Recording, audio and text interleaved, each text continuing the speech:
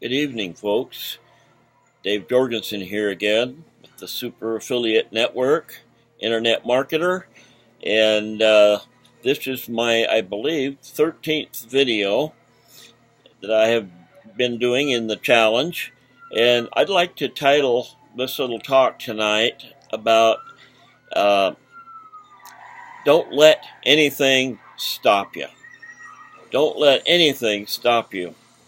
So I'd like to share a little story with you on one of my Jonah trips, escaping my studies for the ministry, looking for green grass. I mentioned before that I went to Alaska. I don't know if I mentioned it here or not, but I was working and my work was about over because it was seasonal, and it was October, and or maybe it was September. Anyway, I got a call from my brother-in-law up in Klawock, Alaska, on the Prince of Wales Island, southeast Alaska. And he had been working in a log camp up there, living on a float, and they needed some workers, and so he called me up. They needed a truck driver. Called me up to see if I wanted to come up. And so I thought about it, and I asked him, I said, well, do they need anybody else? And he said, yeah. So me and my younger brother, Jeff, we packed our stuff up, and we flew up to Alaska. We were up there for a couple months working until it froze out. It got too cold, and so we came back down until the 1st of March. And they reserved us a house for our families. Well, the 1st of March came along, and we packed we left a lot of stuff at home. I packed it over to my folks' place and stored it. And I had a great big old trailer house. It used to be a 1948 Pan American trailer house. And we had made it. It had about 4-foot sides on it and a tailgate that let down like a ramp. And so anyway, I had put a roof on it. And anyway, we loaded all of our stuff in there. It was fairly watertight. And headed out for Alaska. But it was a single axle trailer, mind you.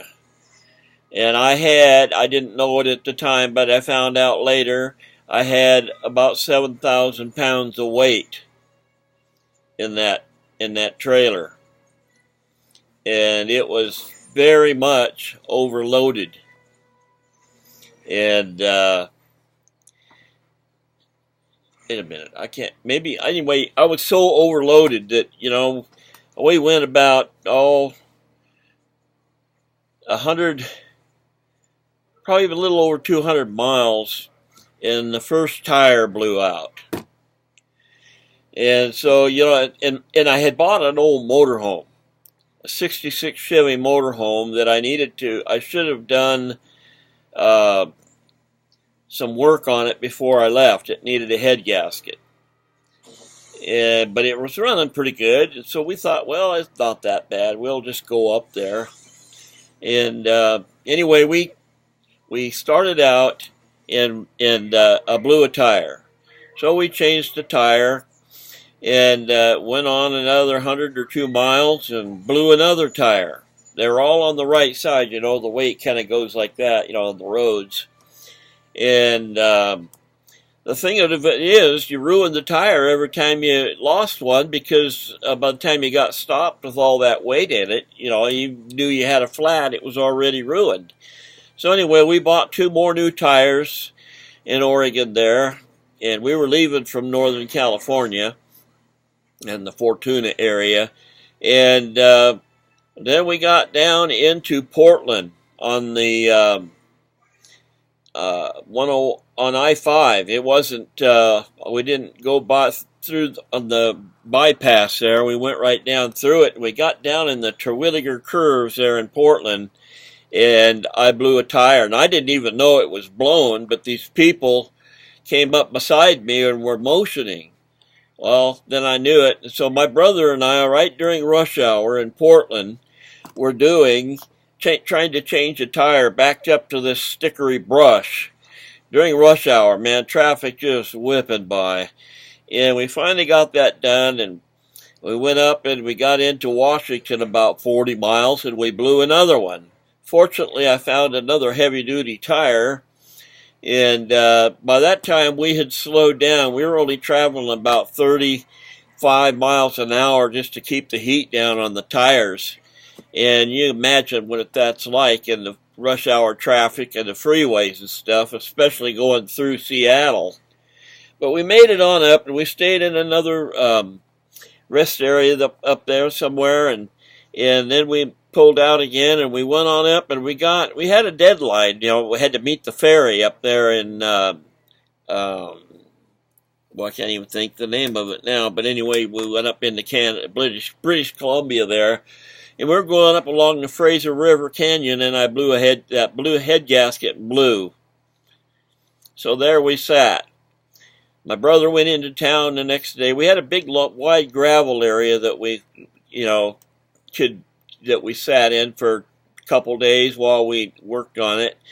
And he headed into town to get the head gasket, and I started tearing it apart. And then we got it back together, and for some reason we were having a hard time getting it to start. Anyway, we finally got it started, and we headed out again, and I got stopped by a cop. And he weighed me, and that's when I found out how much I had in there. So I was overweight. Plus, he didn't say I was overweight, but because of my weight, I was supposed to have a safety switch, a breakaway switch on the trailer. Well, I'd never ever heard of such a thing. And it was an old one, and it didn't have that to start with. Anyway, so I had to buy a breakaway switch and get that all mounted. And we went on up. We didn't have any more flats the rest of that way. And we got on up to, anyway, it's on the coast down below Ketchikan, still in Canada. And we got on the ferry there. We were there in time, and we got on the ferry. There's a bunch of other workers headed up the same time as we were that we'd known before. And we were all sleeping in my old motorhome. That was quite a thing, too. And that's a whole other story there.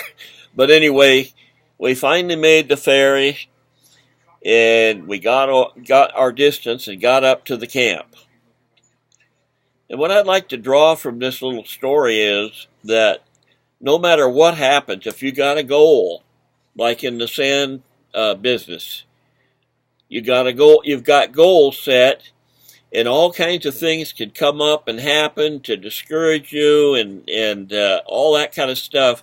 But no matter what happens, you just never, ever give up. You never, ever quit. You just keep pushing forward and taking lots of action. We had to take a lot of action to get up to Alaska.